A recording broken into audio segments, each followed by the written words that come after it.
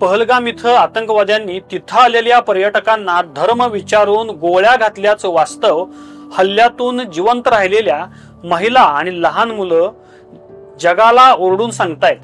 हल्ल्याची घटना घडल्यानंतर इलेक्ट्रॉनिक मीडियाच्या बातम्या पाहिल्या किंवा दुसऱ्या दिवसाच्या वृत्तपत्रातल्या हेडलाईन पाहिल्या तर त्यामध्ये देखील हिंदू पर्यटकांना वेचून ठार मारलं याचा आज स्पष्टपणे उल्लेख आहे। याच विषयावर आज आपण केवळ काही व्हिडिओ क्लिप पाहणार आहोत। नमस्कार, मी राहुल कुलकर्णी, तुम्ही पाहताय सत्यवेद। दहशतवादी हल्ल्यामध्ये बळी पडलेल्या पुण्यातील कौस्तुभ गणबोटे आणि संतोष जगदाळे यांच्या कुटुंबियांचं सांत्वन करण्यासाठी राष्ट्रवादी शरदचंद्र पवार पक्षाचे अध्यक्ष आणि त्यांचे कार्यकर्ते, ज्यांना आपण जाणता राजा असं म्हणतो, त्या शरद पवार यांनी भेट दिली। त्यावेळी कौस्तुभ गणबोटे यांच्या पत्नीनं पवारांसमोर आपबीती सांगितली। त्याचाच हा व्हिडिओ। आणि त्यांचा मित्र असा कोपऱ्यात बसला होता, त्याला बोलवून घेतलं। आजान पडताय क्या, डरताय क्या कुछ? आम्ही त्याचा ऐकून पटापट टिकल्या काढून फेकल्या की आम्हाला मारायला नको म्हणून, आणि सगळे अल्लाह अकबर म्हणायला लागलो। जोरात अल्लाह दावा करायला लागलो। तो गेला निघून, पण या दोघांना मारून टाकला। अजून एक आमच्या बरोबर होता, त्या चंबूच्या मागे बसलेला, त्याला पण मारलं। तुम्ही ते काय वाचा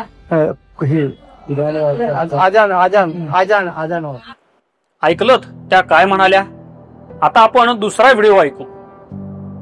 किसी से कुछ नहीं पूछा, बस यही बोला मुसलमान अलग हो जाओ और हिंदू अलग हो जाओ। हिंदू को मार दिया और बोला 3 बार कलाम बोला, और मुसलमान लोगों को लैंग्वेज आती थी, उन लोगों ने 3 बार मुसलमान बोला, और जो जो नहीं बोला उसे गन से उड़ा दिया। हा जो मुलगा निडरपणे बोलतोय ना, त्याच्या वडिलांना शैलेश कलाठिया यांना इस्लामी दहशतवाद्यांनी केवळ हिंदू असल्यामुळेच गोळ्या घातल्या। आता तिसरा व्हिडिओ ऐकूया। ही आहे अतुल मोने यांच्या कन्येनं सांगितलेली वस्तुस्थिती। तिथे असे 2 जण होते, तर तिथे आम्ही जिथे सगळे एकत्र होतो तिथे आलेले। मग तिथे विचारलं की हिंदू कोण आहे, मुस्लिम कोण आहे वगैरे। मग तिथे माझ्या काकांनी, संजय काकांनी असं थोडा हात वरती केला तर त्यांना डोक्यात गोळी मारली समोरच। संजय लिहिले त्यांच्या मागेच होती मी, ते सगळं मी बघितलं। नंतर मग हेमंत काका त्यांना विचारायला गेला की काय झालंय नक्की, तर त्यांनाही असं शूट केलं इथे। मग माझे बाबा बोलले की गोळी नका मारू वगैरे, आम्ही काही नाही करत होत। तर तिथे माझी आई होती, मागे मीच होती, मीही घाबरली होती कारण ते गोळी चालवत होते। मग मी पण बाबासोबत होती। आई पुढे बाबाला कव्हर करायला गेलेली, पण त्यांनी बाबाच्या पोटात मारलीच गोळी। मी ते घाबरून मी खाली झोपली। मी माझ्या भावाजवळ गेली, काकूजवळ गेली। आई तिथेच होती, तिथेच झोपली होती। मी मग नंतर मला सुचत नव्हतं मी हे सगळं बघून। मग नंतर मी जिथे आडवी होती तिथे संजय काकांचं डोकं होतं, तर तिथे रक्त येत होतं पूर्ण। मी असं माझ्या डोळ्यांसमोर असं समोर असं वाहताना बघत होती। आता आणखी एक चौथा व्हिडिओ पाहू। हे आहेत संजय लेले यांचे पुत्र हर्षद यांनी काय सांगितलंय ते नीट ऐका। आणि नंतर त्यांनी विचारलं की हिंदू अलग हो जाओ और मुस्लिम अलग हो जाओ। तर तेव्हा माझे बाबांनी हात वरती केला आणि तर त्यांना हे केलं, डोक्यात गोळी मारली त्यांनी। त्याच्यानंतर म्हणजे माझा हात तिकडे होता त्यांच्या, तर ती लागली मला कळली कारण ती माझ्या हाताच्या जवळनं गेली। आता या पार्श्वभूमीवर माननीय शरद पवार साहेबांचा व्हिडिओ ऐकूया। काही पर्यटक सांगतात की तुम्ही हिंदू आहात का मुस्लिम आहात, असं विचारून आतंकवाद्यांनी गोळ्या घातल्या। असं नंतर मला माहिती नाही। 3-4 ठिकाणी अतिरेक्यांनी हल्ले केलेले, तेव्हा धर्माची चर्चा नाही। आज धर्माची चर्चा कशी? माझं म्हणणं असं आहे की घडल्याचे वाईट ते आव्हान देशाला, त्याला सक्तीनं तोंड द्यावंच लागेल। पण त्या निमित्तानं एक धार्मिक अंतर माझे असं काम पुढे करणं। आता त्यांचेच सहकारी असणाऱ्या सकाळचा भोंगा म्हणून ज्यांची विरोधक हेटाळणी करतात त्या शिवसेना उद्धव बाळासाहेब ठाकरे पक्षाचे नेते माननीय संजय राऊत साहेब यांचे विचार ऐकू। अमित शाह जी अगर श्रीनगर में गए हैं तो मेहरबानी की क्या? 27 लोगों की मौत की जिम्मेदार गृह मंत्री है। धर्म पूछा गया। देखिए वहाँ मैं लीड देखा, मुसलमान भी मारे गए हैं। ये जो है ये एक नया ये लोग छोड़ रहे हैं। अगर धर्म पूछा है तो उसके लिए भी ये बीजेपी का नफरत की राजनीति जिम्मेदार है। जिस तरह से हमारे देश में नफरत धर्म की राजनीति चल रही है ये कभी ना कभी बुमरैंग हो सकती है, और जो हुआ है उसके लिए पूरी तरह से भारतीय जनता पार्टी की ये गंदगी नफरत की राजनीति जिम्मेदार है।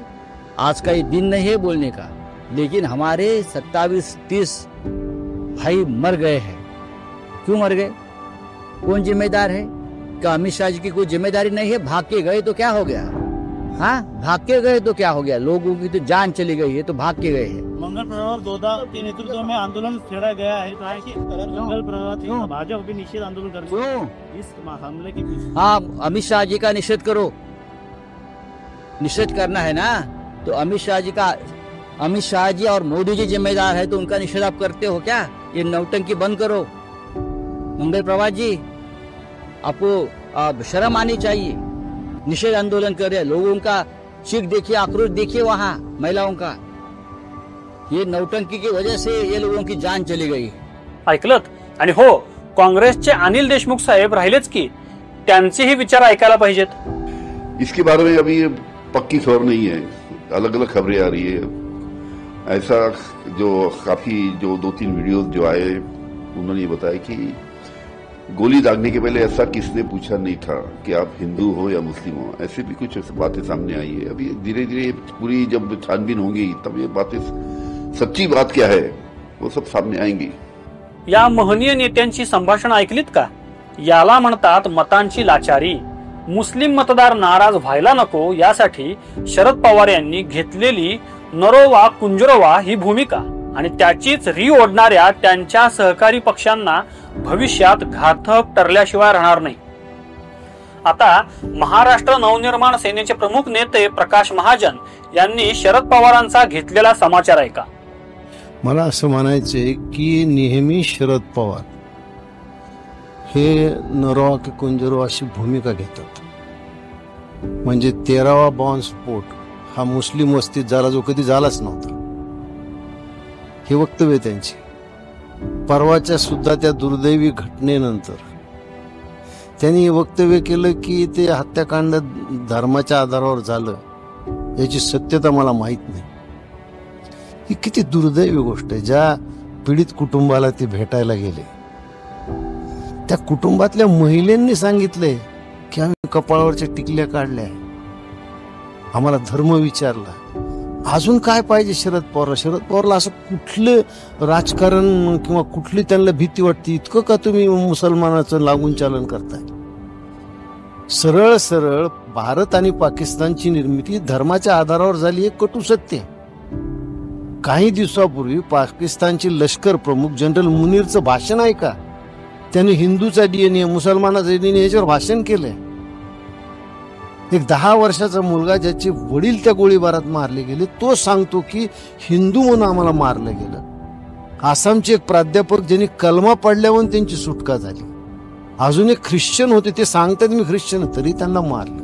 म्हणजे हिंदू म्हणून तुम्हाला ते लोक मारतायत हे कटू सत्य आम्ही का नाही स्वीकारत? का लाज वाटते आम्हाला? आम्हाला आमच्या धर्माचा स्वाभिमान नाही राहिला? इतके धर्मशून्य झालोत आम्ही?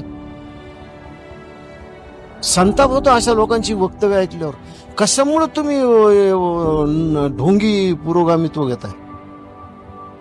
सांगा, हिंदू म्हणून मारलं, त्यांनी मारलं, धर्म विचारून मारलं, कपडे काढून पाहून मारले।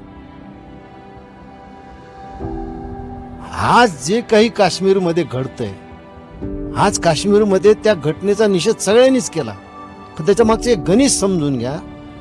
जे काही तुरळक मोर्चे निघाले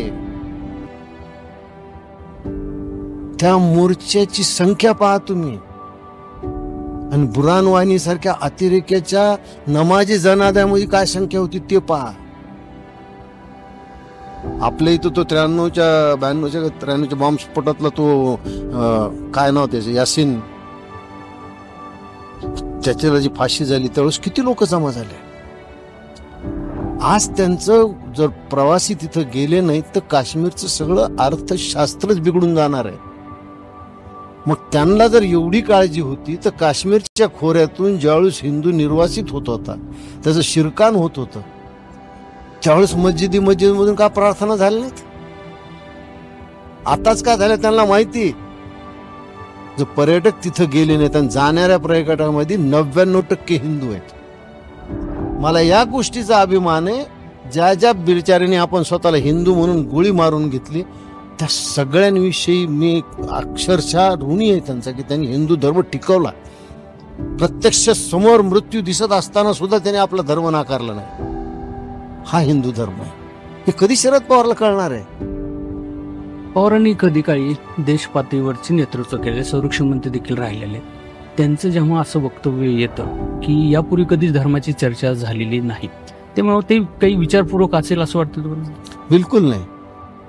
त्यांचा विचार फक्त त्यांच्या राजकीय सोयीच्या गणिताशी असतो. मग मला सांगा, काश्मीर खोऱ्यातून जे बाहेर पडले ते हिंदूच कसे होते? मग त्यावेळेस काय झालं शरद पवारचं? 13वा बॉम्बस्फोट कुठं झाला आजही शरद पवार दाखवत नाहीत ही जागा आहे म्हणून.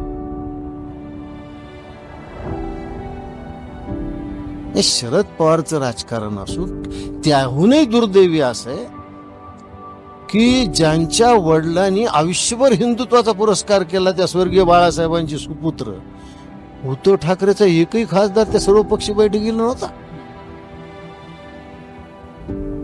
तरी तुम्ही हिंदूचे काही वारे म्हणून घेता स्वतःला.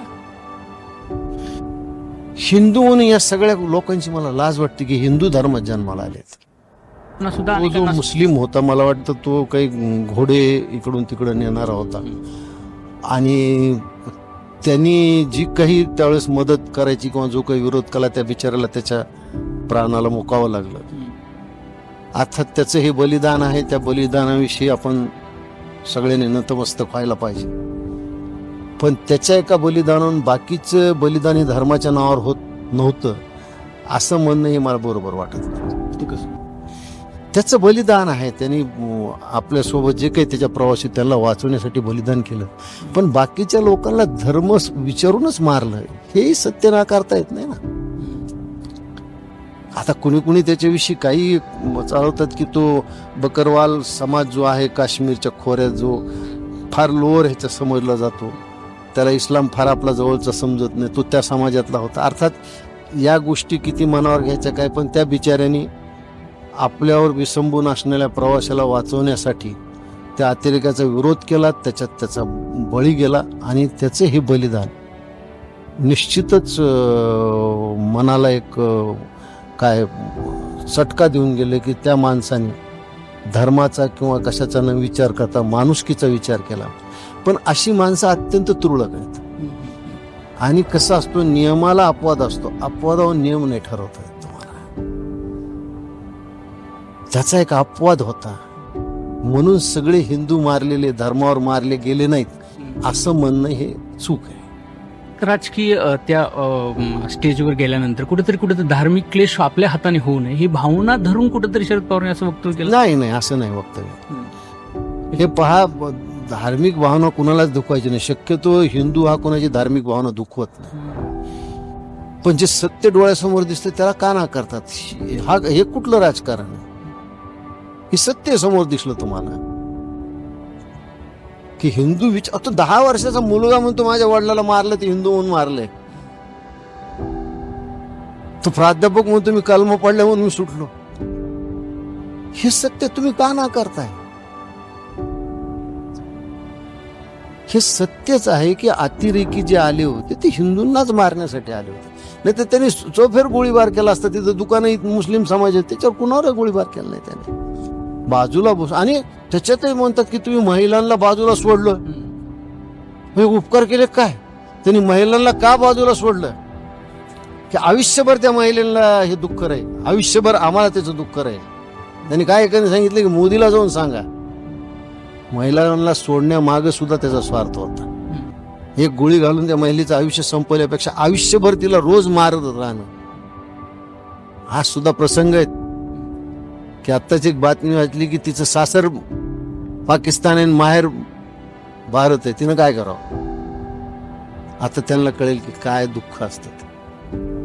म्हणून त्यांनी महिला सोडल्या ते की फार उदात्त हेतून ह्याने सोडल्या नाही, तर त्यांनी त्याच्या मागचा त्यांचा हा हेतू होता की ह्यांनी जाऊन इतरांना सांगितलं पाहिजे हे काय. आणि जोपर्यंत काश्मीरचा मुसलमान हे समजून घेत नाही की आपण भारतावर अवलंबून आहोत, आपण भारताचे घटक आहोत, तोपर्यंत मला वाटतं की इतर कुणीही भारतातल्या लोकांनी काश्मीरमध्ये पर्यटनासाठी जाऊ नये.